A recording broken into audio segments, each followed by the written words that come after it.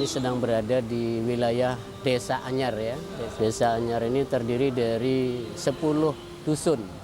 10 dusun yang dipimpin langsung oleh para kepala dusun. Nah, 10 kepala dusun ini sebenarnya ada 46 RT dia. Mata pencaharian penduduk kita di Desa Anyar ini sebagian besar itu adalah petani atau pekebun. Nah, kemudian selebihnya itu sebagai buruh tani, bermata pencaharian buruh tani.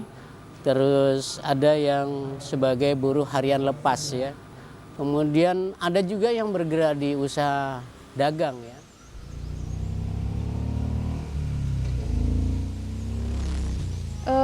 Tantangan terbesar di sana sebenarnya bagaimana kita menyelaraskan diri dengan keyakinan mereka secara pelan-pelan agar bisa berubah dengan keyakinan yang kita bawa gitu, dengan Islam yang kafah. Sebenarnya di sana tantangannya. Kalau dari warga sendiri atau masyarakatnya itu mereka open minded banget sebenarnya, hanya saja kalau itu sudah menyangkut ke keyakinan mereka menjadi sedikit lebih protektif ke anak-anak mereka. Jadi jangan sampai keyakinan mereka itu tergeser banget gitu loh dengan kedatangan kami gitu.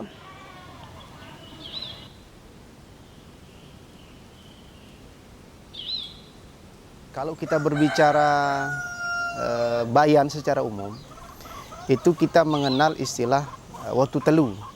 Nah, tetapi watu telu ini sebenarnya beraneka ragam pendapat, pandangan kita dengan watu telu.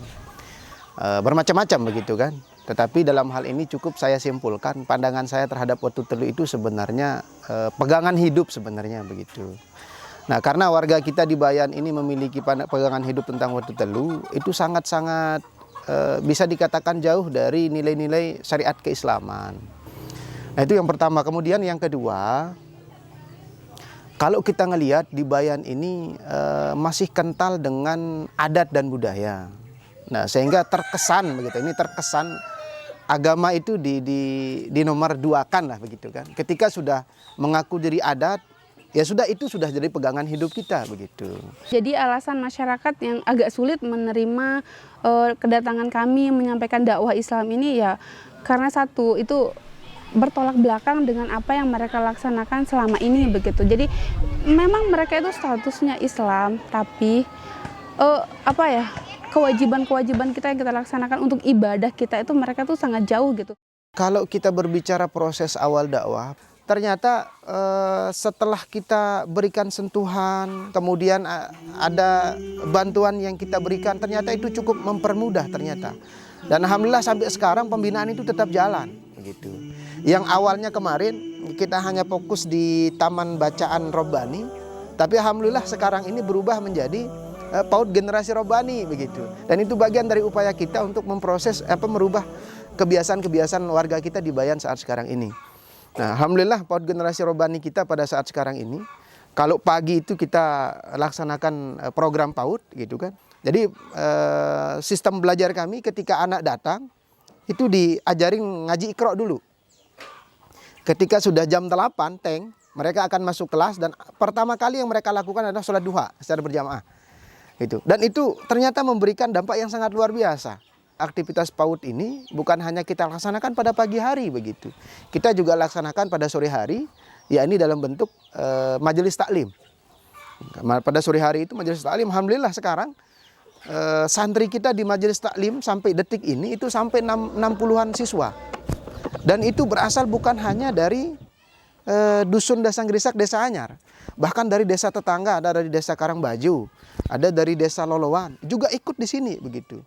Respon orang tua mereka di awal-awal kami bangun TPA ya, jadi di sini karena kita bersisian kepercayaan gitu, jadi mereka ada rasa protektif ke anak-anak mereka, jangan dong gitu. Nanti kalau kamu ngaji ke sana, kamu belajar agama ke sana, adat istiadat kita yang sudah turun-temurun kita laksanakan itu akan tergeser gitu. Ada ketakutan-ketakutan di sana dari orang tua anak-anak yang kami bimbing itu, tapi ada beberapa anak yang setelah mengikuti kami mengaji, ikut di TPA, belajar segala macam, sekarang orang tua mereka antusias gitu, bahkan mulai menggunakan jilbab gitu. Ya walaupun tidak setiap hari menggunakan jilbab, tapi di acara-acara kumpul-kumpul keluarga mereka atau begawe, mereka udah mulai pakai jilbab gitu, meninggalkan tradisi mereka yang terbuka auratnya begitu.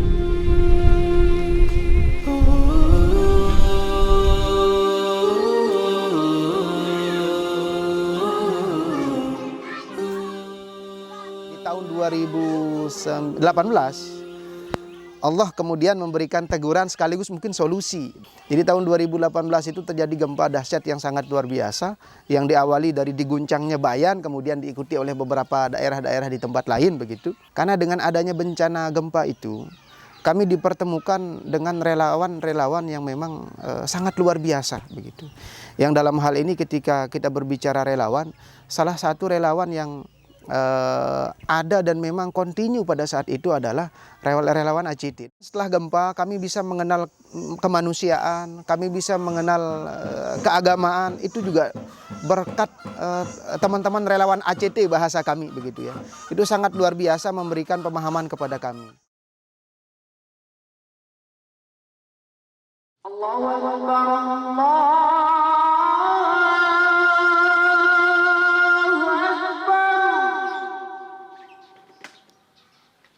Allahu Akbar,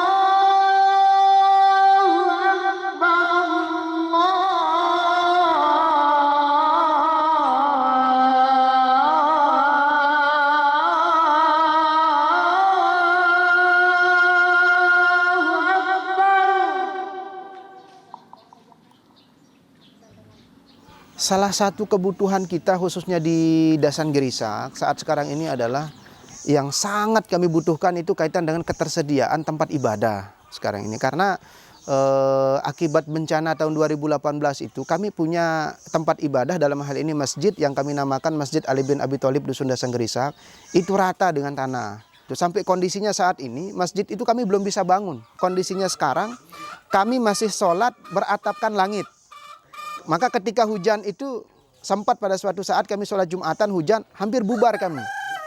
Nah, bahkan hampir mau pindah ke masjid lain karena memang dia belum beratap, hanya berdiri pilar-pilarnya saja sampai sekarang.